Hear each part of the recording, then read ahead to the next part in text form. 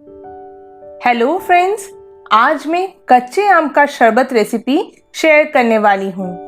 कच्चे आम को बिना उबाले या भुने कैसे ये टेस्टी शरबत बना सकते हैं और फिर उसे कई दिनों तक कैसे स्टोर कर सकते हैं, वही मैं आज बताने वाली हूँ। तो आइए ये बहुत ही रिफ्रेशिंग कच्चे आम का शरबत बनाना शुरू करते हैं। मैंने यहाँ पर 2 बड़े साइज के कच्चे आम को छोटे छोटे पीसेस में चॉप कर लिया है और उनके गुठलियों को फेंक दिया है। इसके साथ शरबत में जाएगा करीब 20 पुदीना के पत्ते, 1 मुट्ठी हरा धनिया, 1 टीस्पून भुना हुआ जीरा, आधा टीस्पून कुटी हुई काली मिर्च, 1 हरी मिर्च, 3 टेबलस्पून के करीब चीनी, 1 टीस्पून नमक या फिर स्वाद अनुसार नमक और 1 टीस्पून काला नमक। इन सभी को अब मैं एक ब्लेंडिंग जार में डालकर थोड़ा पानी ऐड करके एक स्मूथ पेस्ट बना लूंगी।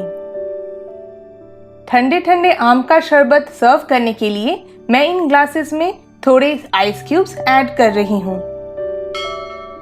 ये आम का शरबत खट्टा मीठा और थोड़ा तीखा होता है, तो आप अपने पसंद के अनुसार इसमें मिर्ची, चीनी और काला नमक को कम ज़्यादा करें। अगर आप चाहें तो आप इसमें थोड़ा नींबू का रस भी ऐड कर सकती हैं।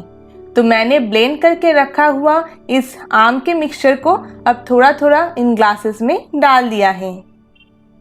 बाकी मैं इस ग्लास में ठंडा पानी ऐड करके इसे अच्छे से मिक्स कर दूंगी।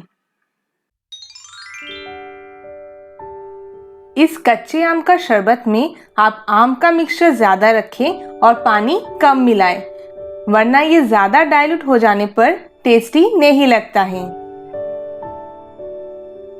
अब मैं इसे पुदीने के पत्ते से गार्निश करूंगी और ये पीने के लिए एकदम से तैयार है। अब अगर आप ज़्यादा क्वांटिटी में ये बनाना चाहते हैं, तब आप इसे कैसे स्टोर कर सकते हैं, आइए वो देख लेते हैं। मैंने यहाँ पर ये आइस क्यूब ट्रे लिया है जो हमारे फ्रिज में रहता ही है। आप उसमें इस मिक्सचर को थोड़ा थोड़ा डालकर एक चम्मच से उसे ऊपर से एकदम प्लेन कर दें। आप इस आम के मिक्सचर को डीप फ्रीजर में कई हफ्तों तक फ्रीज करके रख सकते हैं। इससे आम के मिक्सचर का कलर और टेस्ट दोनों ही बिल्कुल भी चेंज नहीं होता है। तो मैंने आम के मिक्सचर को इस ट्रे में अच्छे से स्प्रेड कर दिया है। अब मैं इसे डीप फ्रीजर में कम से कम 8 घंटे से लेकर पूरी रात के लिए फ्रीज करूंगी। 8 घंटे में ये आम का मिक्सचर अच्छे से जम गया है, तो अब मैं उसे इस प्लेट पर निकाल लूंगी। ये देखें, ये दिखने में कितने प्यारे लग रहे हैं। आपको जब भी ये आम का शरबत खाने का मन हो, आप एक ग्लास में करीब 4-5 आम के इस क्यूब्स को डालकर उसमें थोड़ा पानी मिलाकर मिक्स करके इस शरबत को एंजॉय करें।